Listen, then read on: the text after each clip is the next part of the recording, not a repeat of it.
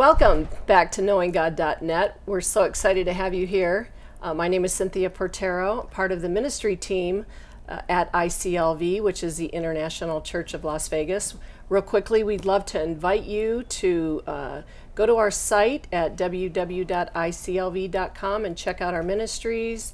There's teachings on there. There's service times. If you're from Las Vegas, you can watch services online anywhere from around the world. So thank you for joining us today. And today we have Lisa Brown.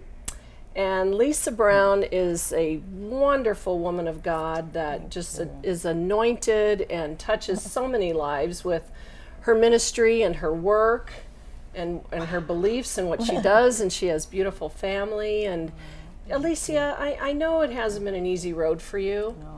I know that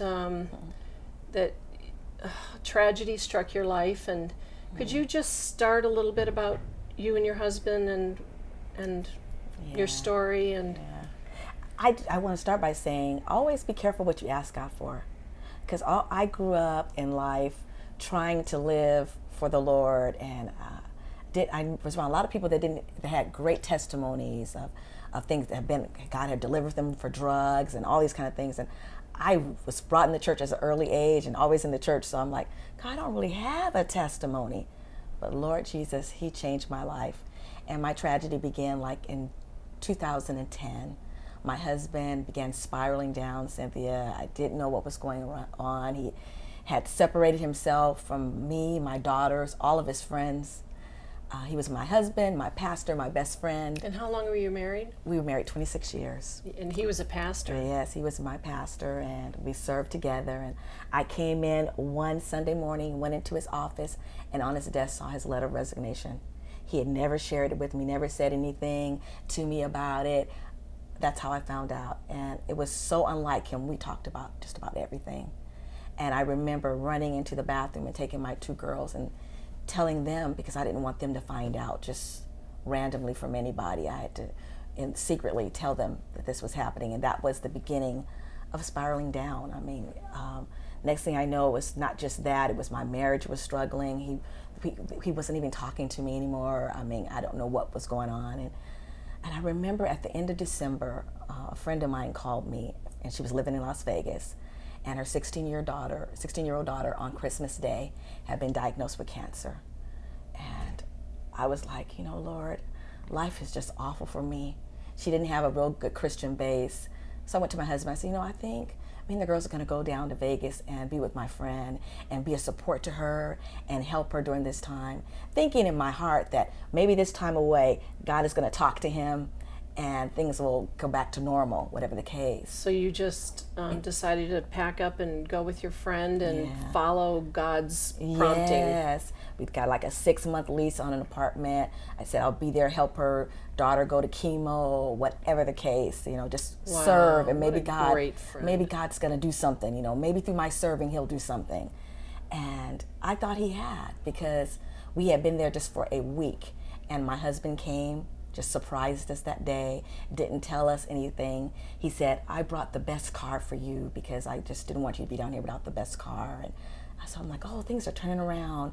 And I just, without even knowing he was going to be there, I made his favorite dinner. We sat down and had Sunday dinner. We watched I Love Lucy. I'm like, okay, Lord, you're ready to do something. He rushed out the next morning and said he had to go back to California, which was nothing to me because I was going to spend the day with my friend. We're going to be down in the basement of the hospital while her daughter was going through all this testing. When I came up from the hospital that day, I received the most tragic news. My husband had been calling me and leaving me messages saying, just telling me to get his business in order. Basically letting me know that he was going to die. And I just got in my car and started going to California. But by the time I made it to the outskirts of California, the police called me and they said, where are you? I said, I'm in my car driving. They said, pull over. Oh. And when I knew they said pull over, I knew that meant my husband had taken his life. Oh. So he took his life. And were your girls with you? They were with me. When you found this out? Yes, they were with me. And life as I knew it totally changed. And didn't know what to do. Just knew I didn't want to be where I was anymore. Didn't want to stay in California. Needed a new change. Needed something. And I remember God saying to me, like he said in Joshua, Moses, my servant, is dead.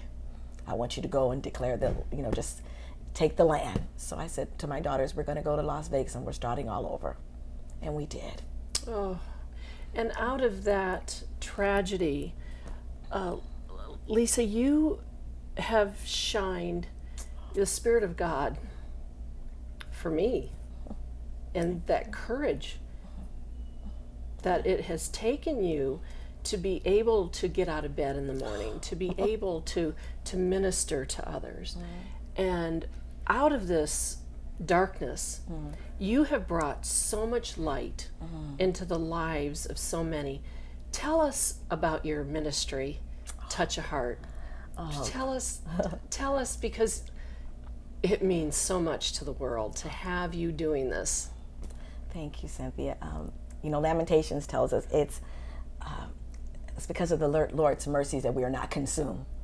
His compassions fail not. They're new every morning. Great is thy faithfulness. And if it wasn't for God just carrying me during that time, I remember when I found out about my husband, I couldn't even walk. My youngest daughter, Jessica, was helping me walk to the house. It was that much. And I thought it was it. But it seemed like God used that time to break my heart in a way he had never broken my heart before, and told me, Lisa, you are not the only one in life going through. And that's when he began to birth in me Touch a Heart. Touch a heart and change a life. That's what I kept hearing, touch a heart and change a life. Don't let what happened to your husband be the end of everything. Let it be the beginning of something new.